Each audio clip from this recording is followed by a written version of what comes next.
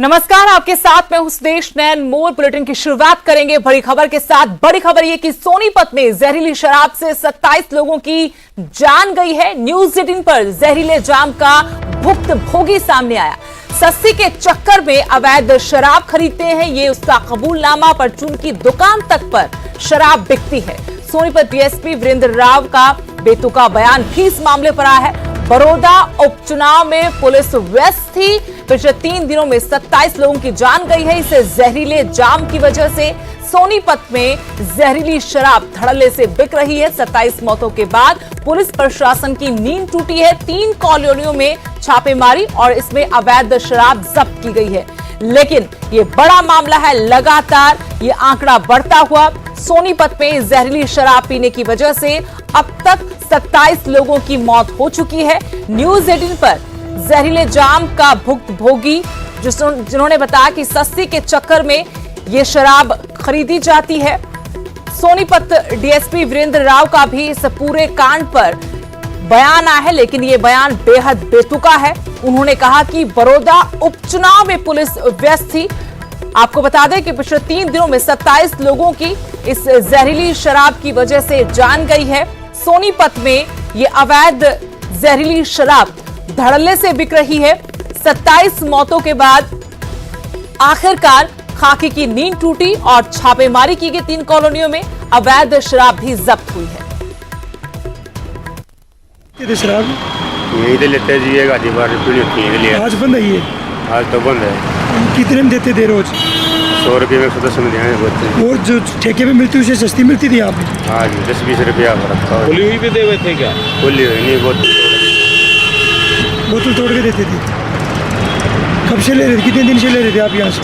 जी 1.5 साल 3 महीने। अभी क्या था कि हमारी पुलिस कुछ इलेक्शन में और इनमें बिजी थी, तो इनको थोड़ा मौका मिल गया होगा कि ये अवैध शराब बेचती। जब तफ्तीश होती है तो उसमें सारी बातें सामने लाई जाएंगी।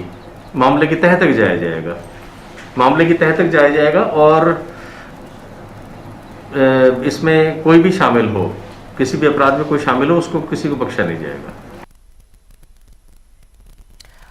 पानीपत में भी जहरीली शराब का कहर जारी है। जहरीली शराब पीने से 5 लोगों की मौत हुई है। एक ही गांव के ये लोग रहने वाले बताए गए हैं। शराब पीने से इनकी तबीयत बिगड़ी थी। सोनीपत में 25 से ज्यादा लोगों की मौत हो चुकी है। हम ये आंकड़ा आपको बता रहे थे कि सोनीपत में अब तक 27 लोगों की जान जा चुकी है, तो वहीं पानीपत में भी हालात कुछ ऐसे ही बनते जा रहे हैं।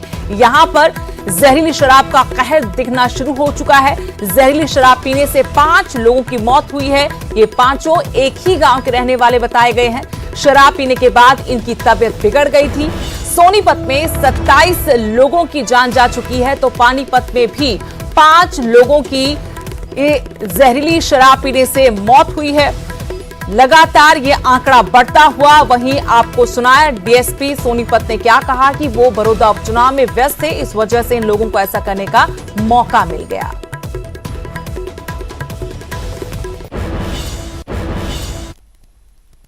एक और बड़ी खबर, शराब कांड पर न्यूज 18 की खबर का बड़ा असर हुआ है। सोनीपत में सीएम फ्लाइंग स्क्वाड की छापेमारी हुई है।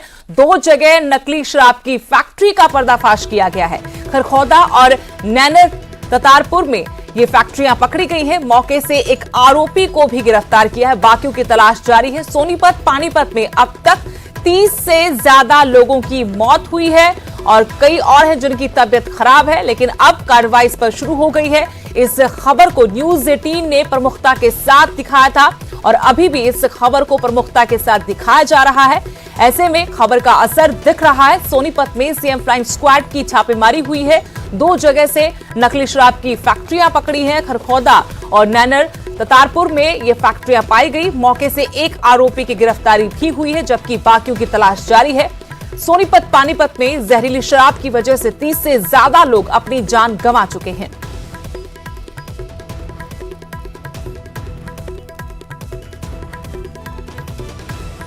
शराब के बाद मौतों का मामला बढ़ रहा है। उसके चलते सोनीपत पुलिस और सीएम फ्लाइंग ने रेड मार करते हुए सोनीपत के खरखोदा में अवैध शराब का कारोबार पकड़ा है। मेरे पास आप तस्वीरों में देख सकते हैं कि सीएम फ्लाइंग के डीएसपी और खरखोदा थाना प्रभारी यहाँ मौके पर मौजूद है और शराब को बनाने का जो सामान है उसको वहां से पकड़ा गया। कुछ शराब की बोतलें भी आपको दिखाई दे रही हैं। सोनीपत में जो सामने मामला है वो इन्हीं देसी शराब का मामला सामने आया है। फिलहाल जो कारोबार कितना फल फूल रहा है इस पर पुलिस जहां से भी सूचना मिल रही है उस पर कार्रवाई कर रही है। खुद हमारे साथ सीएम फ्लाइंग के डीएसपी अजीत सर, कहां से सूचना मिली, अब तक कहां सफलता में प्राप्त हुई है?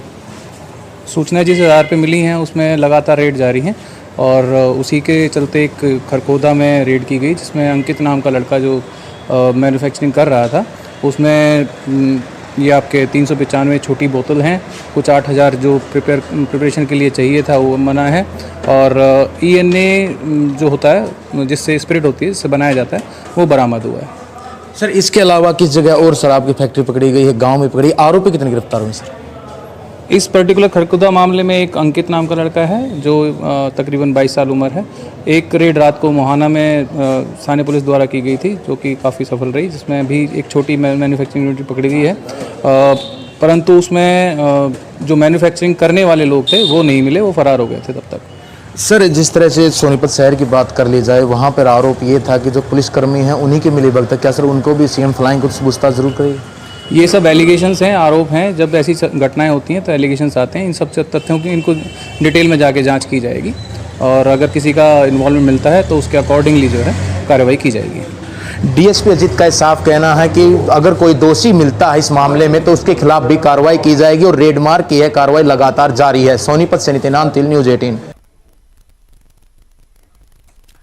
तो सोनीपत और पानीपत में जहरीली शराब की वजह से 30 से ज्यादा लोगों की जान जा चुकी है, तो वहीं पानीपत में भी ये आंकड़ा लगातार बढ़ता ही जा रहा है। ऐसे में सवाल उठता है कि आखिर लोगों की मौत के लिए जिम्मेदार कौन है? उपचुनाव का बहाना बनाकर क्या पुलिस बचने की कोशिश कर रही है? शराब माफिया पर कार्रवाई करने में हिचक क्यों रही है पुलिस? 2 साल तक क्यों सोनीपत पुलिस सोती रही? आपको बता दें कि लॉकडाउन के दौरान सोनीपत में ही शराब घोटाला हुआ था और अब यहां पर अवैध तरीके से जो शराब बिक रही थी उसकी वजह से अकेले सोनीपत में अब तक 27 लोग अपनी जान गंवा चुके हैं। सवाल पुलिस, प्रशासन, सरकार सभी पर, क्योंकि 27 लोगों की जान अकेले सोनीपत में गई है। मेरे सहयोगी नितिन अंतिल जुड़ गए इसी खबर पर और जानकारी के साथ। नितिन, सोनीपत में जिस तरीके से जहरीली शराब की वजह से लगातार मौतों का आंकड़ा बढ़ता जा रहा है, वहीं तमाम सवाल भी खड़े हो रहे हैं कि आखिरकार प्रशासन की नाक के नीचे ये अवैध बिक्री कैसे हो रही थी, कैसे जहरीली शराब बेची जा रही थी?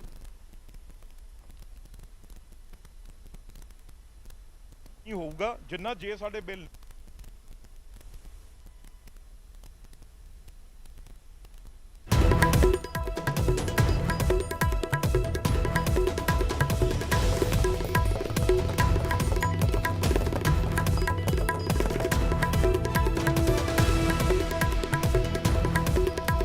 लगता है कि तकनीक खामी की वजह से हम नितिन को नहीं सुन पा रहे, लेकिन सवाल तमाम है क्योंकि जहरीली शराब की वजह से अब तक 30 से ज्यादा लोग अपनी जान गंवा चुके हैं। अकेले सोनीपत में 27 लोगों की मौत, वहीं पानीपत में एक ही गांव के 5 लोगों की जान गई है।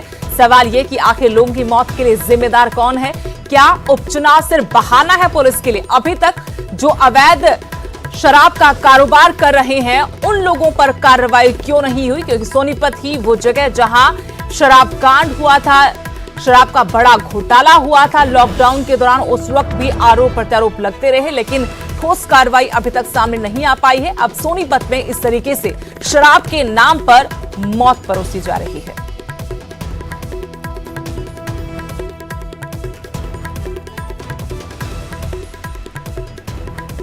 और नितिन मेरे सहयोगी फोन लाइन से मेरे साथ जुड़े हैं और जानकारी उनसे लेंगे। नितिन, हम आपसे जानना चाहते हैं कि जिस तरीके से ये पूरा शराब कांड हुआ है, सोनीपत में 27 लोगों की जान जा चुकी है, अब तक प्रशासन की नाक के नीचे कैसे होता रहा? जी बिल्कुल, चाहे 4 मौतों का मामला हो या इस अवैध फैक्ट्रियां जो पकड़ी गई है वो मामला हो, ये जो मामले हैं ये थाने से बहुत ज्यादा नजदीक में ही थे।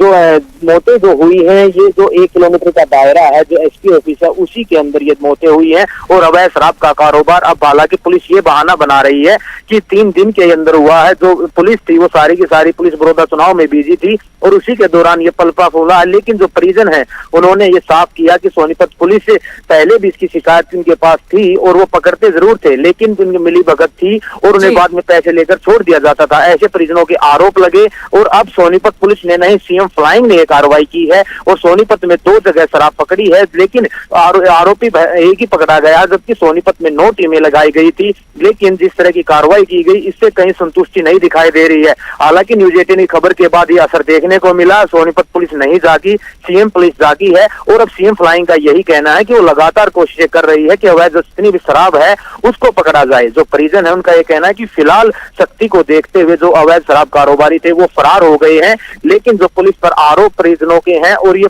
आरोप कहीं ना कहीं साबित भी हो रहे हैं। सवाल पुलिस पर ये खड़े हो रहे हैं कि आखिरकार इतनी मौतों के बाद भी पुलिस प्रशासन क्यों नहीं जाग रहा है। जी लेकिन यहां उपचुनाव का भी पुलिस बहाना लगा रही है। उधर परिजन कह रहे हैं कि जो पीड़ित परिजन है उनकी तरफ से कहा गया कि ये शराब का जो कारोबार है आज से नहीं सालों से वो लोग यहीं से शराब खरीद रहे हैं और अब ये शराब उनके लिए मौत बन चुकी, तब भी प्रशासन सोया हुआ है।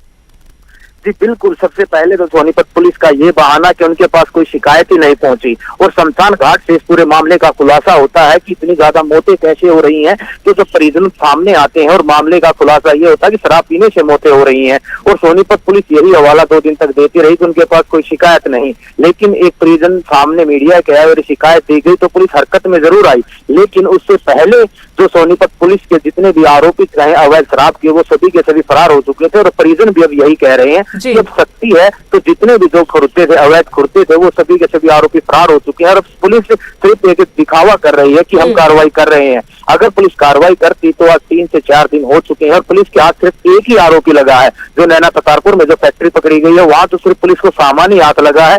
खरखोदा में जो फैक्ट्री थाने के पास में पकड़ी गई है वहां से एक आरोपी को पकड़ने में सीएम फ्लाइंग ने सफलता हासिल की है। जी शुक्रिया नितिन जानकारी के लिए। तो पुलिस पर आरोप अभी भी है कि सिर्फ कार्रवाई के नाम पर ये लिपापोती की जा रही है, जबकि 4 दिन इस घटना को हो चुके हैं। अभी तक सिर्फ एक आरोपी को पुलिस पकड़ पाई है और साथ में बहाना ये कि बड़ौदा उपचुनाव की वजह से 3 दिन में उनको जो अवैध शराब के कारोबारी है मौका मिला ये शराब बेचने का। लेकिन पीड़ित परिजन कह रहे हैं कि बहुत दिनों से, सालों से इसी तरीके से अवैध शराब यहां बेची जा रही है।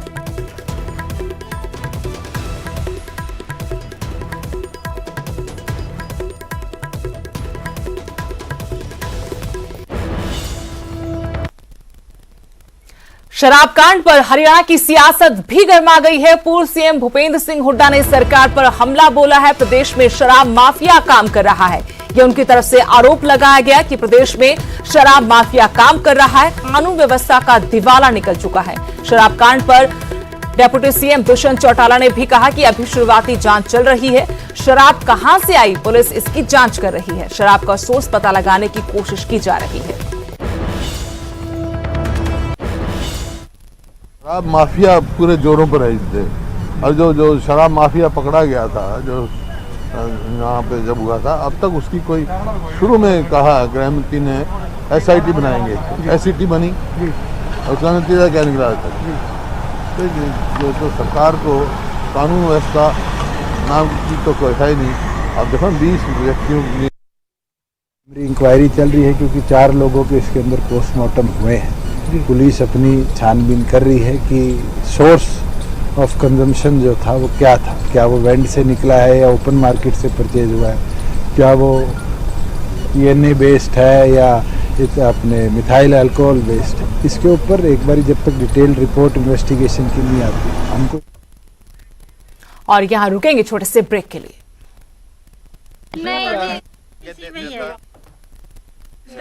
ये